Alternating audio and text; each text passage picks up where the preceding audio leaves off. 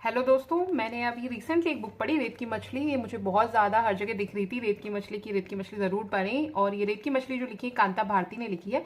और ये कांता भारती जी वही हैं, ये आपके धर्मवीर भारती जिन्होंने गुनाहों का देवता लिखी है। उनकी बहुत फेमस बुक है। उनकी फर्स्ट वाइफ है आपकी कांता भारती जी, ठीक है। इसमें बहुत सारे लोगों का कहना है कि ये जो कांता भारती जी की बुक है रेत की मछली, ये उनकी आत्मकथा से मिलती जुलती, यानी कि ये उन्हीं पर बेस्ड है, उन्हीं की लाइफ से ये बेस्ड है ये बुक। तो जब आप इस बुक को पढ़ोगे तो इसमें आपको 3 कैरेक्टर आपको मेन देखने को मिलेंगे। एक तो शोभन, एक आपको मिलेंगी कुंतल, और एक मिलेंगे आपको मीनल। शोभन और कुंतल दोनों की शादी होती है, दोनों हस्बैंड वाइफ है। मीनल उनमें थर्ड व्हील है, ठीक है। तो ये स्टोरी जब आप इसे पढ़ेंगे ना, तो आपको पढ़ के कहीं कहीं पे बिल्कुल रोना आ जाएगा कि कोई मनुष्य इतना ज़्यादा पशुवत व्यवहार कैसे कर सकता है। और इस बुक में जो शोभन है वो एक बहुत बड़ा लेखक है।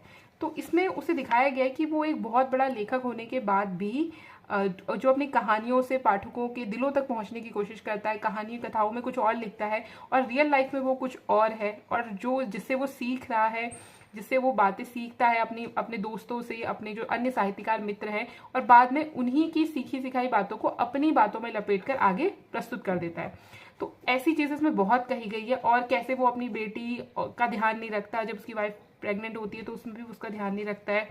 और ये सारी चीज़ें मतलब आपको कहीं कहीं पे तो आपको खुद को ऐसा लगेगा कि आप खुद ही उठ के उस शोभन को मार ही दो, ठीक है। मतलब आपको खुद उस पर बहुत ज़्यादा गुस्सा आएगा, बहुत ज़्यादा गुस्सा आएगा उस पर, ठीक है। और बहुत अच्छी लिखी गई है। थोड़ी सी इसकी हिंदी जो है थोड़ी जटिल है, तो अगर आप फर्स्ट टाइम हिंदी कोई बुक पढ़ रहे हैं तो आपको थोड़ा टफ पड़ेगी रेत की मछली, लेकिन इस बुक को पढ़ना तो बनता है। और अगर ये कांता भारती जी की लाइफ पे बेस्ड है, तो कांता भारती जी अर्थात मतलब वो कुंतल हो गई और धर्मवीर भारती यानी कि आपके शोभन हो गए, तो फिर तो मतलब ये बुक बहुत ज़्यादा मतलब आपको बहुत ज़्यादा नफरत सी हो जाएगी फिर जो शोभन का कैरेक्टर है उससे।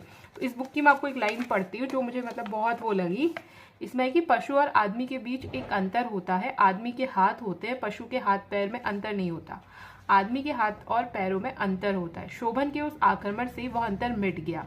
मेघदूत की पंक्तियों का गायन करने वाले, बड़े बड़े सम्मेलनों में साहित्य की ध्वजा लेकर खड़े होने वाले उस बुद्धिजीवी के हाथों और पैरों में अंतर मिट गया था। मेरी आंखों के आगे सहसा अंधेरे का पर्दा खिंच गया था, क्योंकि लात और घूसों के आघात के साथ मेरा सिर बलात् फर्श पर टकरा दिया गया था। वे मारने के साथ साथ विक्षिप्त स्वर में चीखते भी जा रहे थे। उसे चुप नहीं करा सकती थी। जीना हराम कर दिया है, जान लेकर छोड़ूंगा।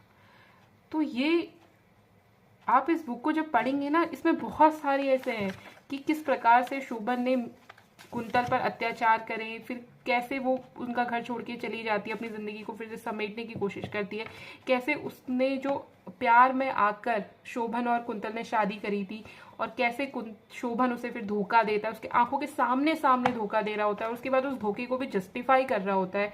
तो कई लोगों का तो मानना है कि जो गुनाहों के देवता हैं वो देवता आपके यही हैं, धर्मवीर भारती जी, या धर्मवीर भारती को कई लोग बोलते हैं कि वो जो शोभन का कैरेक्टर है वो उन्हीं से इंस्पायर है। और अगर आप धर्मवीर भारती जी की जीवनी फिर पढ़ने जाएंगे तो आपको काफ़ी चीज़ें सिमिलरिटीज देखने को मिलेंगी। तो अगर आपने गुनाहों के देवता पढ़ी है तो ये बुक भी आपका पढ़ना बहुत बनता है। ये बुक आपको पढ़नी चाहिए, मतलब आपको खुद ही गुस्सा आने लगेगा उस शोभन नाम के बंदे पर कि मतलब, और कुंतल को देख के भी गुस्सा आएगा कि ये आखिर अपने लिए स्टैंड क्यों नहीं ले रही है, क्यों ये इनकी बातें सुन रही है, आखिर उठा के उन्हें घर से बाहर क्यों नहीं कर देती, या उनके खिलाफ कोई एक्शन क्यों नहीं लेती, कुछ करती क्यों नहीं है, ठीक है। तो मतलब आप खुद को लगेगा यार कुछ कर क्यों नहीं रही है, ये क्यों क्यों क्यों सारी चीज़ें ऐसी ऐसी फालतू की चीज़ें जस्टिफाई होने दे रही है, कैसे वो शोभन की बात मान रही है, क्यों वो शोभन के साथ उसको छोड़ क्यों नहीं देती है, उस जैसे निर्लज्ज व्यक्ति को जिसको कोई नहीं पढ़ी है, ना उसकी पढ़ी है ना उसके बच्चों की पढ़ी है, बस अपने अपने उलझुल कार्यों में व्यस्त है, और उसको वो अपनी प्रेरणा का नाम दे देता है, अपने जो उसके धोखे हैं